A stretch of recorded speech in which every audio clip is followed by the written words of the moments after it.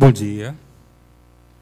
Eu quero agradecer também a comissão da professora Rosana Prada, juntamente com o professor Rodrigo Rosso, porque foi convidada para palestrar aqui hoje. E, por favor, tenham paciência comigo, pois estou muito nervosa diante dessa plateia. Muito envergonhada também. E queria pedir desculpas também por estar presente aqui. E, infelizmente, a professora Flaviane não estará aqui entre nós, infelizmente. Então, me cabe essa responsabilidade de fazer a palestra para vocês hoje. Eu vou tentar dar o máximo de mim, né, através dessa nossa relação e despertar o interesse de vocês na minha palestra. Eu vou me apresentar, né? Eu já fui apresentado pelo meu currículo, mas eu quero falar a respeito do meu caminho, até a minha trajetória até aqui. Eu entrei aqui na primeira turma do INES, do DESU, mas não era DESU, era Instituto Superior Bilíngue de Educação. Era esse nome, né? Alguns me ajudaram aqui a lembrar o nome anterior do departamento, que era esse. Alguns intérpretes estão aqui presentes, estão até hoje trabalhando como intérpretes. Parabéns também, muito legal a trajetória. Já são 10 anos que passou. Eu não percebi que esse tempo passou, na verdade, né? Parece que a minha vida foi algo espontâneo que eu não percebi. Então, quando eu entrei na faculdade do INES, eu acho que tinha uma visão mais clínica, né? Uma visão clínica quanto à surdez. Aí eu estudei, mas aí, com o passar do tempo, o conhecimento, a minha mente foi se abrindo e existiam algumas falhas na área dessa visão da surdez. Como é que o surdo enfrentava as barreiras na sociedade? Por exemplo, era uma questão da oralização? Era uma questão da leitura em português como segunda língua? Não. Então, esse foi o interesse que me motivou a buscar mais conhecimento. E aquilo me angustiava. Como é que eu poderia ajudar na formação de pessoas surdas e na comunidade surda? Então, comecei a estudar a respeito de metodologias, né? Monografias. A minha monografia foi fazer uma provocação à inclusão. Sempre se fala que a inclusão é falha, que precisa ser melhorada, mas quais são os caminhos? Aí eu fui fazer uma pós na UFRJ, para aumentar ainda a minha pesquisa e aumentar essa provocação. Será isso que eu estava zombando? Uma provocação? Será que eu deveria interromper o meu desafio que eu estava provocando na sociedade, na comunidade surda? Ou ia mudar? Iria solucionar o problema da inclusão? Como que poderíamos melhorar, então, essa inclusão? Então, fiz a sugestão desse tema. Pode passar, por favor? E as dúvidas foram persistindo.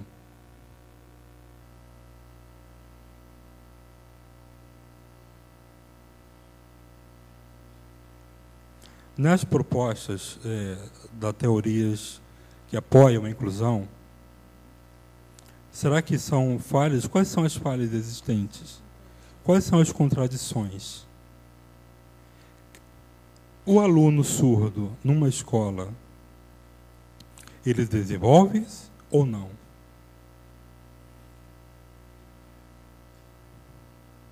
Os professores, a gestão, eles garantem um ambiente de aprendizagem? Há uma adaptação? Existe a língua de sinais?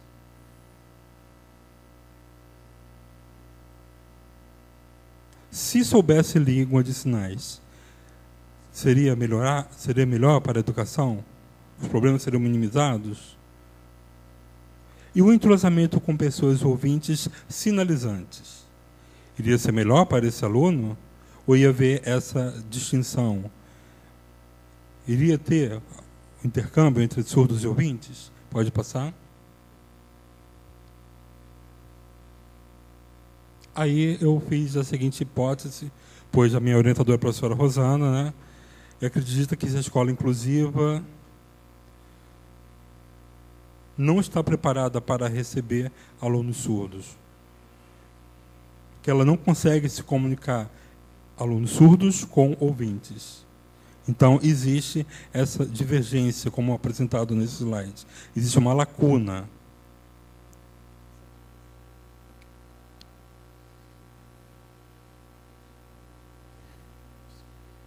Sclia, ele diz, em 1698, que a inclusão de surdos não deve ser pautada na igualdade com os ouvintes, e sim nas diferenças sociais e culturais da comunidade surda. Tem que ser valorizada, então, respeitada a cultura surda. E hoje, existe esse respeito ao aluno surdo? Existe? Existe o respeito à língua de sinais, à escola, como uma língua pura daquele aluno surdo? De verdade? Ou é deixado para lá, bem, vamos apenas incluí-lo, vamos contratar um intérprete, só isso? Apenas a língua de sinais pode garantir a esse aluno surdo o aprendizado? Ou ele vai ter esse desnível? Por exemplo, ele tem que ter o direito à igualdade com os seus pares ouvintes também. Às vezes ele passa de maneira automática, mas o conhecimento o conteúdo não está sendo alcançado.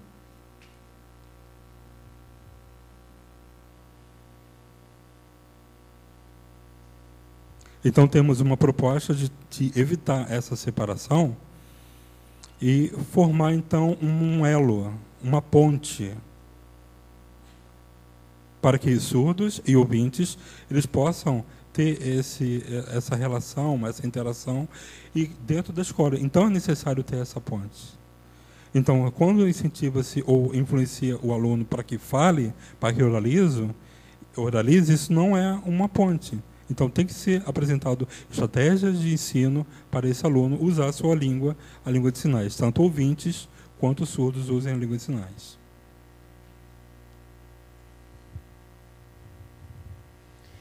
E essa aqui é a minha base teórica, né? Minha referência teórica, que é Ronice Quadros, o Sclia, temos o Vygotsky e entre outros. Essas são as teorias que eu estou baseando o meu trabalho. A questão da identidade também, e pensando sobre a Lei de Libras também, o Decreto 5626, de 2005, e a Constituição Brasileira também, a importância dos direitos humanos, e também a LDB, e a LDBI, que é sobre a inclusão.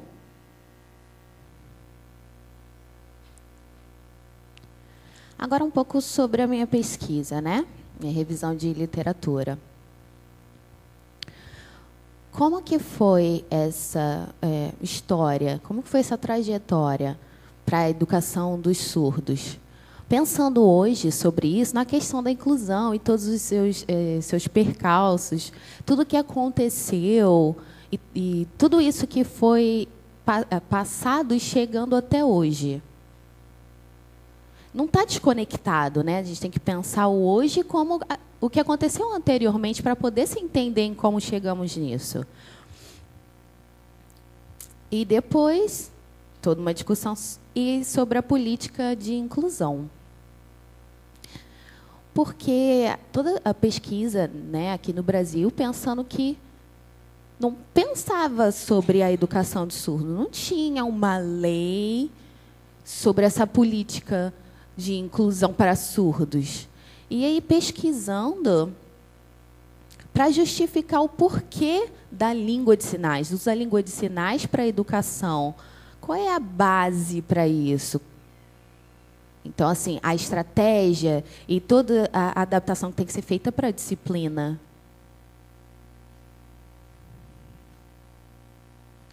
E também, na minha pesquisa, foi colocado o que vocês já sabem, claro, que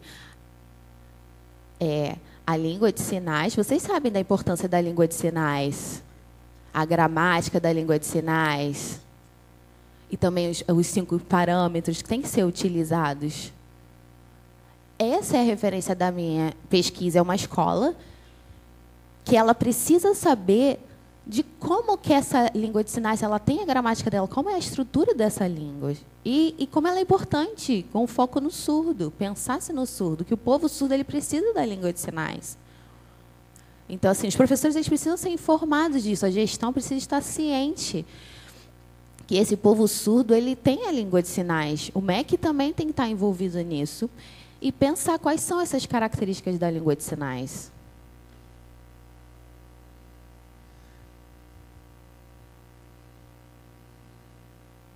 Desculpa, pode passar. Volta. Isso. Também foi colocado no meu trabalho algo de importância, que é um mito sobre a língua de sinais. A maioria de nós sabemos, né? Essas pessoas que não estão envolvidas com isso, elas não sabem. Pensa que é algo... tudo bem, então uma aquisição de linguagem é assim, ele não precisa, então vamos dar a prova para ele aqui escrita. Não, eles não sabem que precisa da língua de sinais. A maioria não sabe disso. Então, nós sabemos.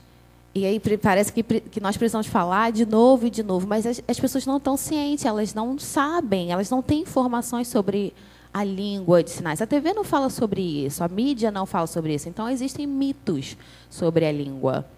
Então, nós precisamos fazer essa provocação, precisamos levar essas informações para essas pessoas e falar o que é certo sobre a língua de sinais.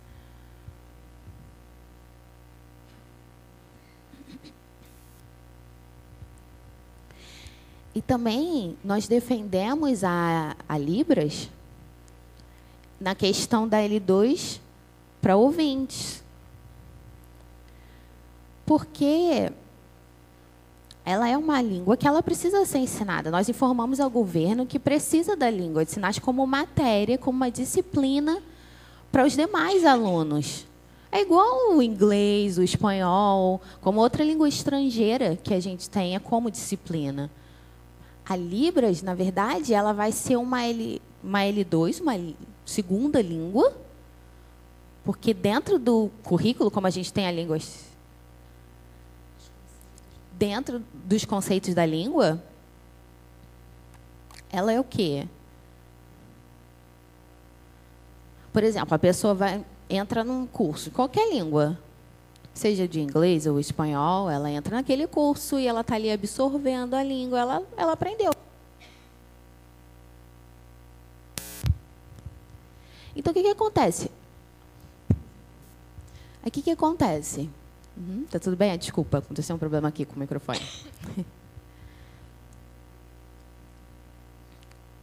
Isso, muito obrigada. Aí a pessoa entra no curso, ela está ali absorvendo a língua de inglês, por exemplo. Você entrou num curso de inglês. Ela vai usar essa língua depois que ela aprendeu? Todo dia ela vai usar essa língua? Tá, ok. Tá, se eu for para os Estados Unidos, eu vou falar muito, vou fazer uso dessa língua aí que eu aprendi no curso. Tudo bem, mas se eu estiver lá, aí sim vai ser minha segunda língua. Mas e aqui no Brasil? Não é uma língua estrangeira. Porque você vai utilizar uma vez ou outra, você vai falar essa língua. Espanhol é a mesma coisa. A Libras, não.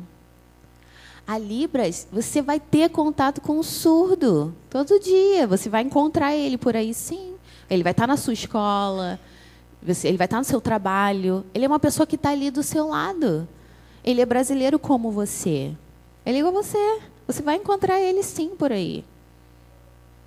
Então, o IBGE, ele fala sobre isso.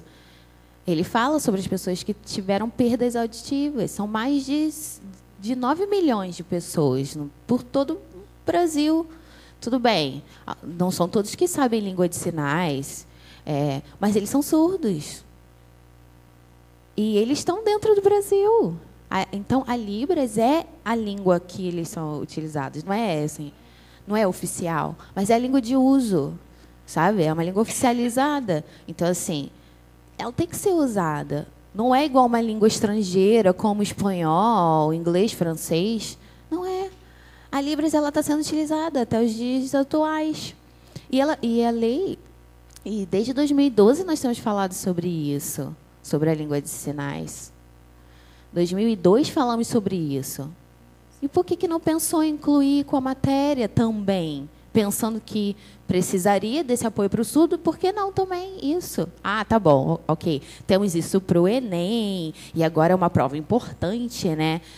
Temos que pensar nisso, temos que pensar na Libras. Tá, mas e essa Libras para o surdo no dia a dia dele, né? No mesmo espaço ali escolar que está essa outra criança ouvinte, que estamos todos nós.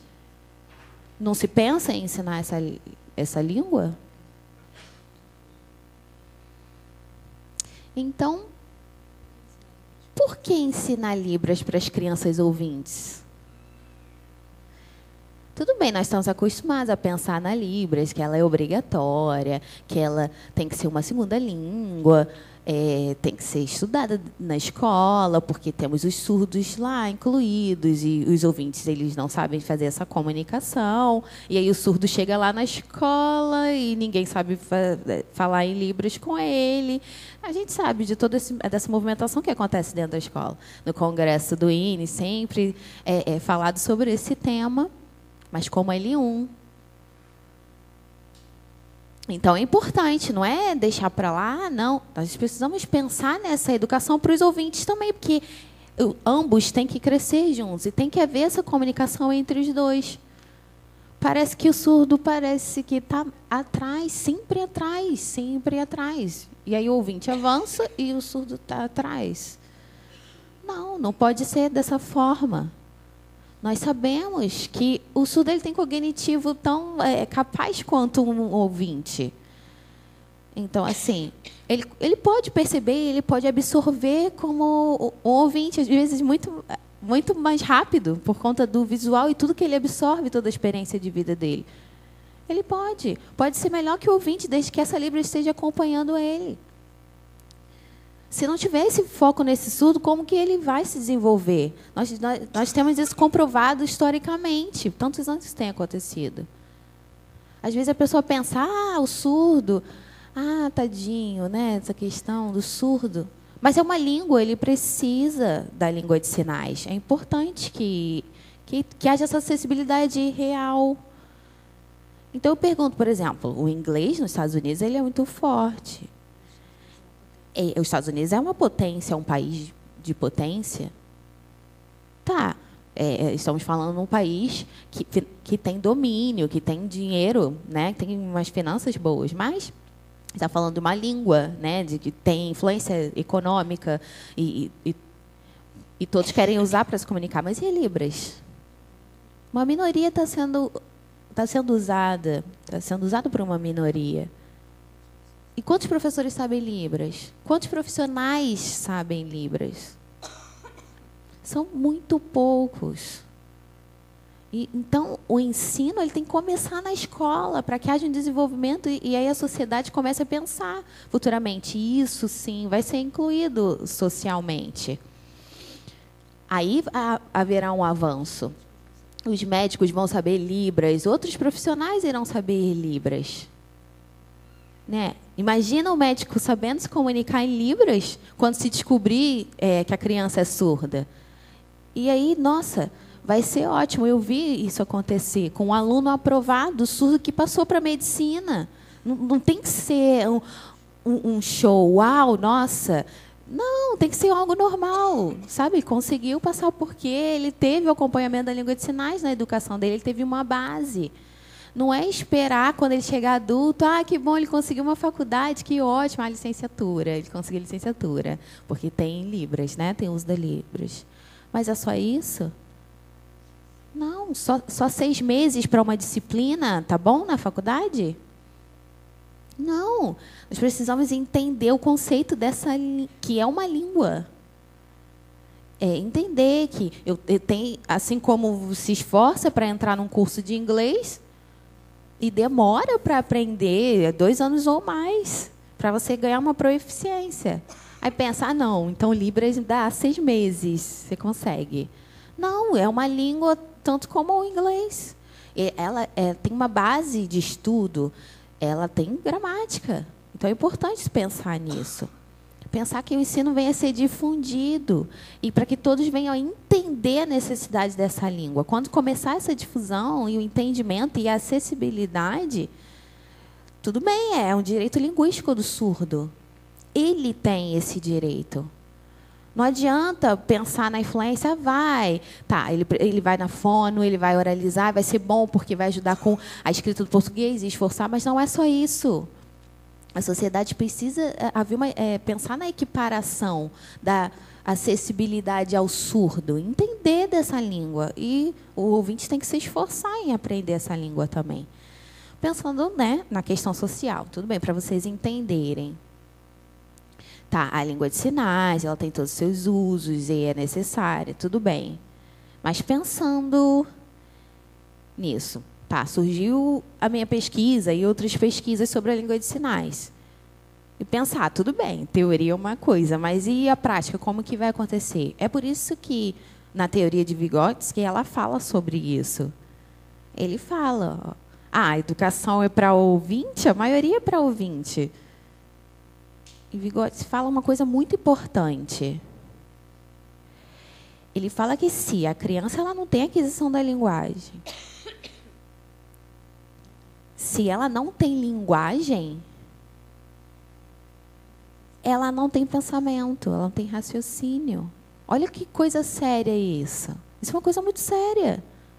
A criança surda ela entra na escola e ela não tem a língua de sinais quanto a língua dela. E ela também não tem o português.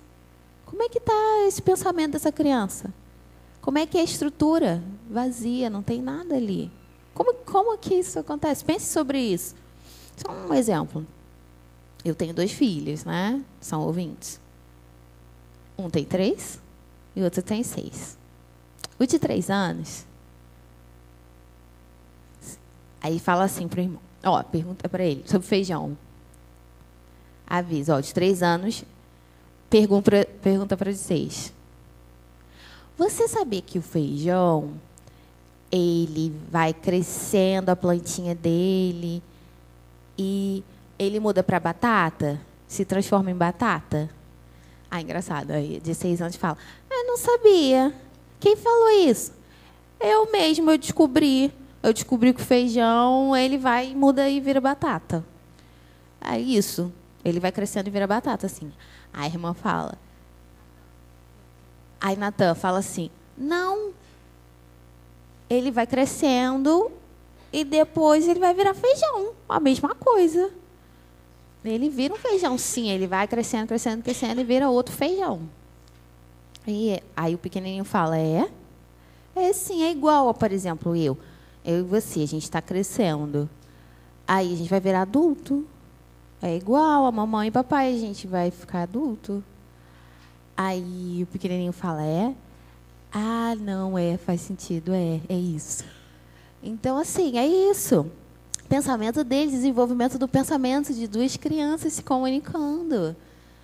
Um com a idade de 6 anos já tem uma experiência a mais do que o outro e vai passando informação para o outro.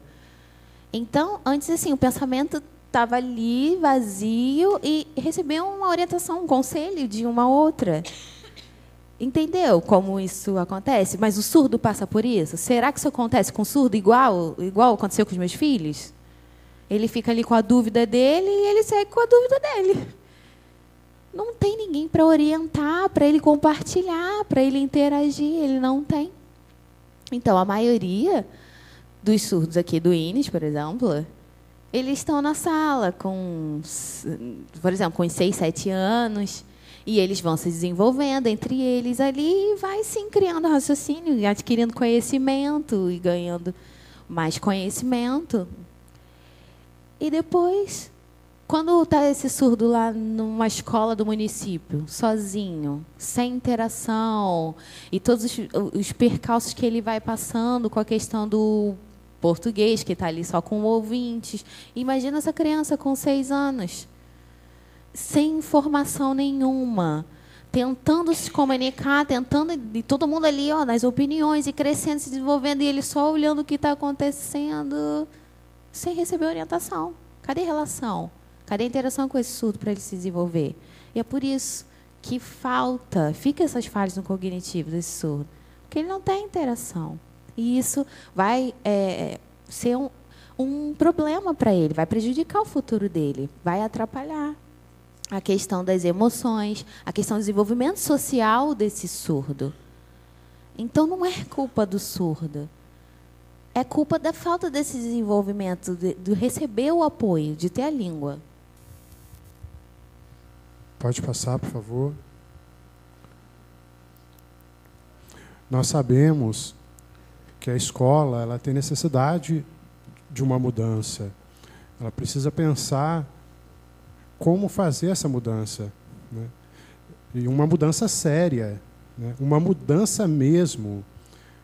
Porque a lei, né, vindo até aqui, por exemplo, a LDBI, ela fala, LBI, ela fala que a escola ela precisa se transformar para as crianças, para qualquer criança, seja surda, ouvinte, gorda, magra, qualquer religião, mas a escola precisa se adaptar a ela. Só as crianças, né, se adaptar. A LBI fala da escola adaptada também. Sempre a lei faz referência à escola, que precisa se adaptar, a escola precisa mudar, né? A escola precisa criar estratégias para as crianças. Ok, é fácil, né? A escola, durante os anos, né, dá para ter cadeirante, ter cadeira de rodas, rampa para cadeira de rodas, né? Elevadores. Isso é possível fazer, né? Para os cegos também, colocar sinalização no chão. Isso é possível. Professores mediadores. Mas e a Libras? Onde vai colocar a Libras nesse espaço? Isso não existe, né? Só colocar intérprete. Mas o intérprete não vai resolver tudo. Não é assim, né? Às vezes, em uma cidade distante, não tem intérprete lá. Como que as crianças surdas vão se desenvolver como os ouvintes, né? Até os ouvintes, né, na educação não se desenvolvem tanto assim, os surdos pior ainda, por causa da Libras, por causa de não ter a Libras.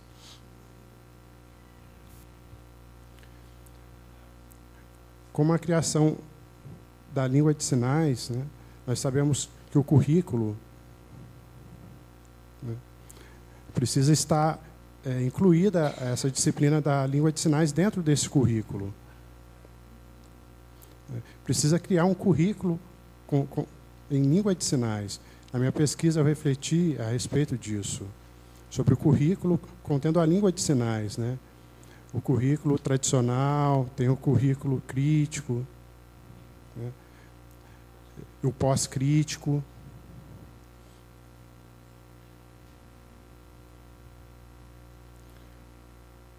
Então, parece ali que, dentro do currículo, né, pós-crítico,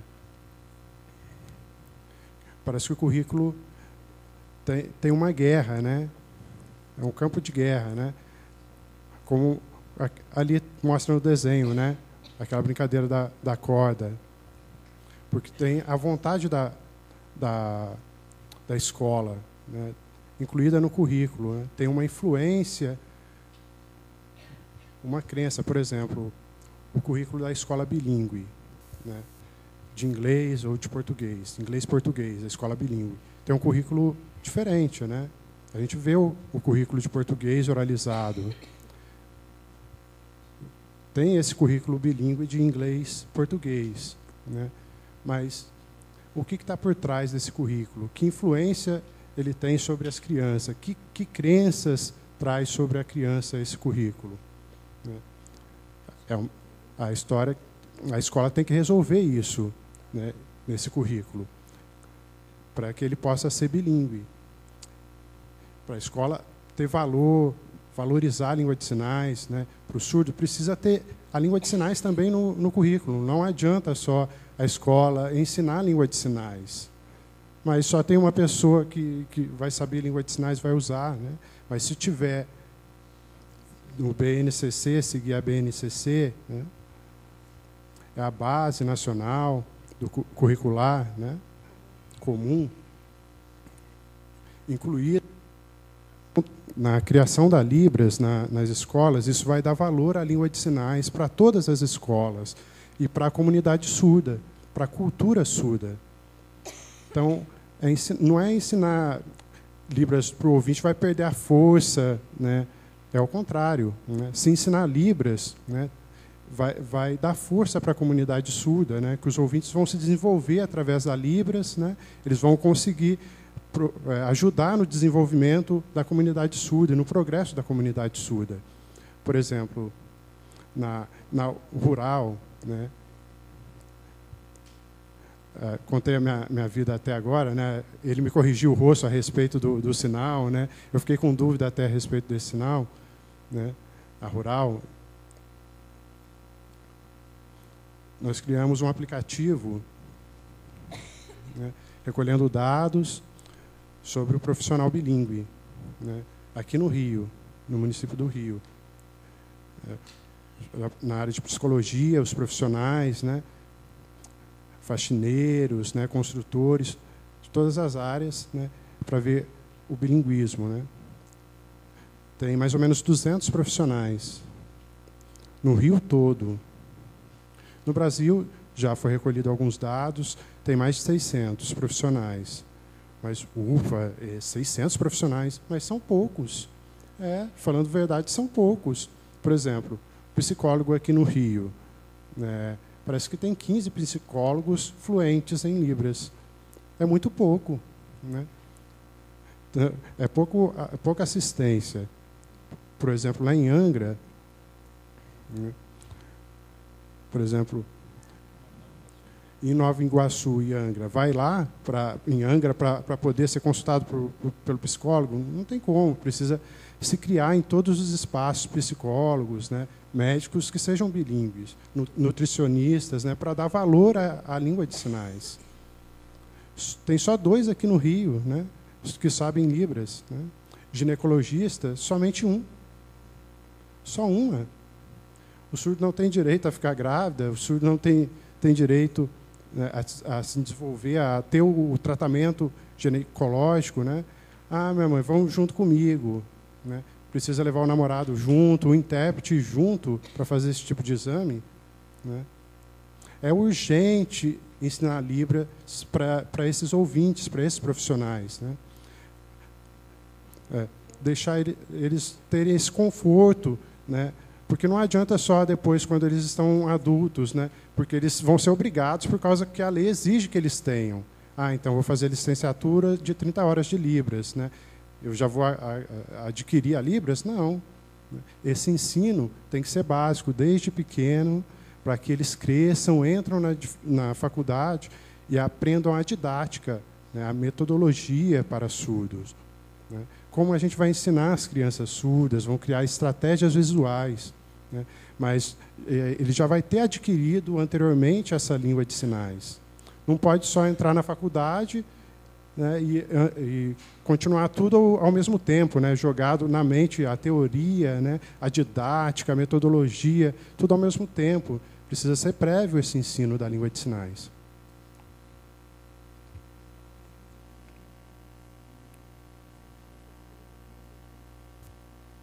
O bilinguismo aditivo, o que seria? Ele significa um ensino das 2 línguas ao mesmo tempo, né? Não uma tendo um valor superior à outra, mas as 2 tendo o mesmo valor. Isso significa que a Libras vai se equiparar com o português.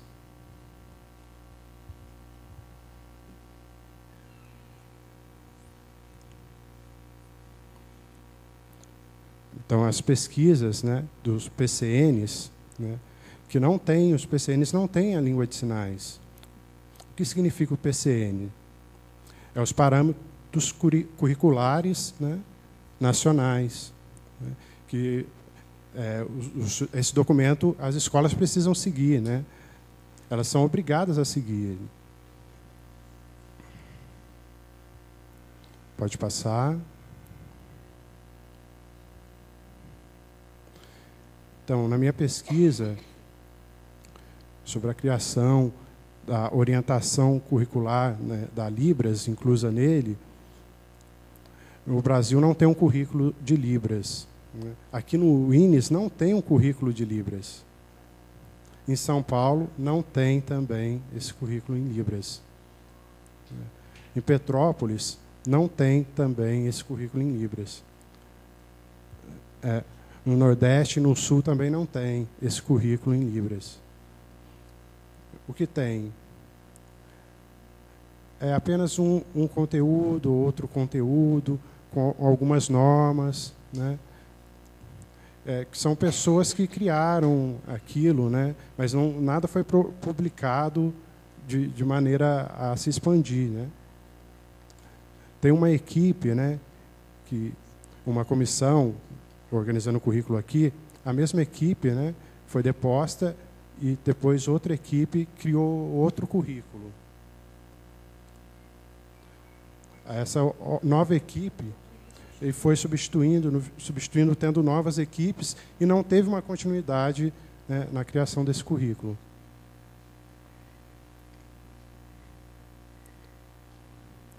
Como que a gente vai apresentar o andamento da criação? Né? A gente vai entender como isso vai ser feito.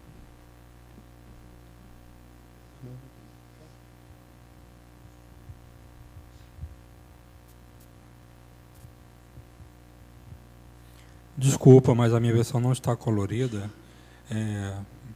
porque eu já dei a versão colorida para uma pessoa.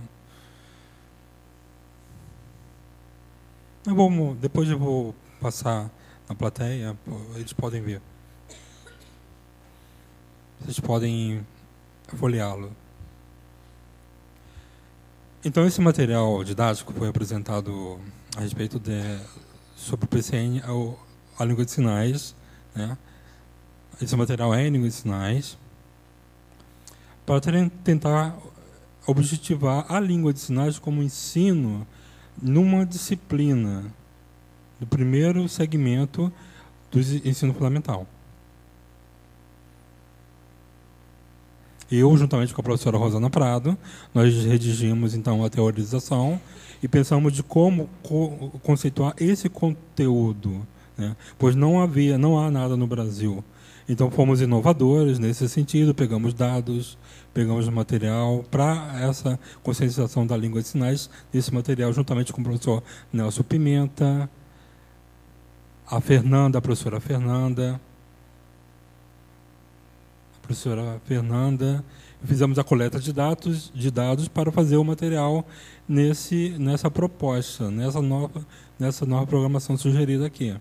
Então, cada ano, no cada segmento, fizemos um detalhamento de acordo com o PCN, com os parâmetros nacionais, seguindo isso. Então, esse era o nosso objetivo, do primeiro até o 5º ano, os anos iniciais.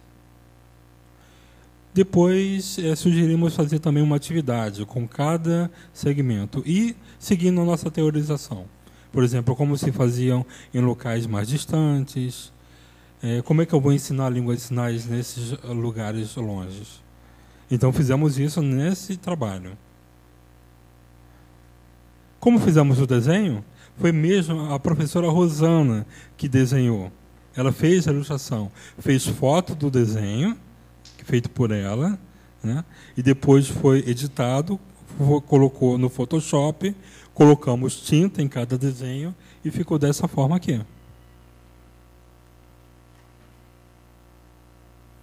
Qual foi o resultado da nossa pesquisa, então, documental feita por nós? Nós descobrimos que os surdos incluídos, né, eram excluídos, na verdade. Que a inclusão não há interação, há um afastamento. A culpa não é do surdo, né? Então, o surdo, ele não aprende, ele não consegue aprender, então sempre o surdo ele é visto como algo negativo. A culpa não é do surdo, a culpa é da escola. É um debate que tem que ser levado às leis do governo, às políticas públicas. Então, tem que ter métodos para esse aluno surdo.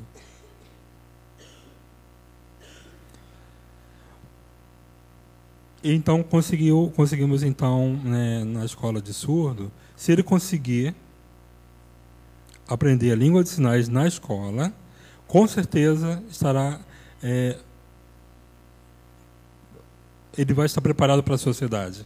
Aí ele vai estar incluído numa sociedade realmente de ouvinte, porque vai ter pessoas ouvintes e pessoas surdas usando a língua de sinais de modo fluente, de verdade. Pode passar.